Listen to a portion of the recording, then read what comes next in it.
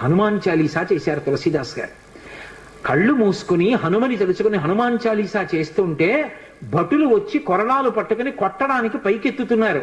ఆశ్చర్యం ఏమిటంటే ఆ రోజున పాదుషా కోట అంతఃపురం అంతటా పెద్ద పెద్ద కోతులు వచ్చి ప్రతి సైనికుడి చెయ్యి పట్టుకున్నాయి కదలకుండా.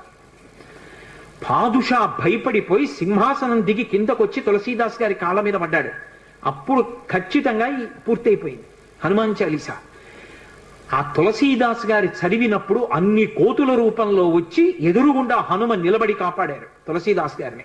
అందుకే అప్పటికీ ఇప్పటికీ ఎప్పటికీ కూడా హనుమాన్ చాలీసాకి అంత శక్తి. తులసీదాస్ గారు ఎప్పుడు మాట్లాడుతూ ఉండేవారు స్వామి హనుమతోటి.